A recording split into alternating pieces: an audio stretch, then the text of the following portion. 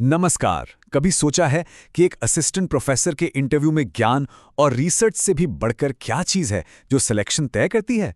आज हम उसी सबसे जरूरी पहलू पर बात करेंगे। इंटरव्यू वाले दिन आपका व्यवहार, स्ट्रेस को संभालने का तरीका और आपका पूरा प्रोफेशनल अंदाज। तो देखिए, बात सिर्फ ज्ञान की नहीं है। जो सिलेक्शन पैनल है ना, वो असल में ये देख रहा है कि प्रेशर में आपकी मैच्योरिटी, आपकी स्थिरता और आपकी गरिमा कैसी है। वो बस ये जानना चाहते हैं कि क्या आप एक तनाव भरे माहौल में भी एकदम शांत और प्रोफेशनल रह सकते हैं।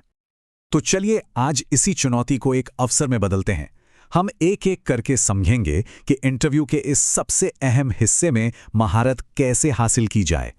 तो सबसे पहली और सबसे ज़रूरी बात, आपका व्यवहार। और देखिए, इसका मतलब सिर्फ अच्छे कपड़े पहनना नहीं है, ये उससे कहीं ज़्यादा गहरी बात है। इसका असली मतलब है एक मैच्योर टीचर के व्यक्तित्व को सामने रखना। इसमें आपका खुद पर कंट्रोल, बात करने का सम्मानजनक तरीका, असली कॉन्फिडेंस, एक शांत मौजूदगी और एक पॉजिटिव एनर्जी, ये सब कुछ शामिल है। एक मैच्योर टीचर की यही तो सबसे बड़ी पहचान होती है। याद रखिए, पैनल में जो लोग बैठे हैं वो बहुत अनुभवी हैं और वो एक पल में समझ जाते हैं कि आपका ये व्यवहार क्लासरूम में छात्रों के साथ कैसा रहने वाला है। जिस पल आप इंटरव्यू रूम में कदम रखते ना, उसी पल से पैनल आपके बारे में कुछ चीजें जज करना शुरू कर देता है। चलिए देखते हैं कि वो क्या हैं। पैनल ना हर छोटी से छोटी बात पर गौर करता है। आप कमरे में कैसे दाखिल होते हैं, ये आपकी स्थिरता दिखाता है। आप कैसे बैठते हैं, उससे आपका कॉन्फिडेंस झलकता है। आपका आई कांटेक्ट आपकी ईमानदारी और मैच्योरिटी का सबूत है। और हाँ, सबसे जरूरी, क्या आप धैर्य से सुन रहे हैं, ये साबित करता है कि आप में एक अच्छा टीचर बनने के गुण हैं। देखिए, इंटरव्यू में स्ट्रेस होना तो बिल्कुल स्वाभाविक है, लेकिन असली बात यह है कि आप इसे संभालते कैसे हैं, क्योंकि यही आपकी मैच्योरिटी को दिखाता है।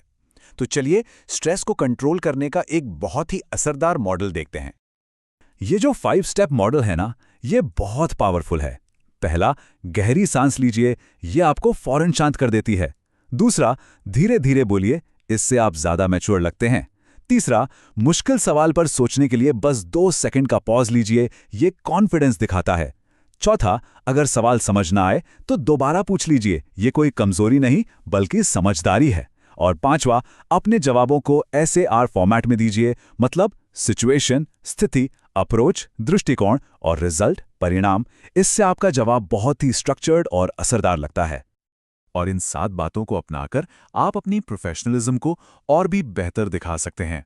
चेहरे पर एक हल्की संतुलित मुस्कान रखिए, अपने हाथों का स्वाभाविक रूप से इस्तेमाल करें और एक स्थिर आवाज में बात करें। मुश्किल सवालों पर सफाई देने के बजाय समझाइए।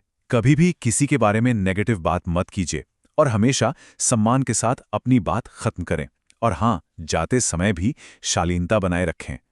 तो चलिए अब इन सभी टेक्निक्स को असल में इस्तेमाल करके देखते हैं जब आपसे बिहेवियर से जुड़े सवाल पूछे जाते हैं।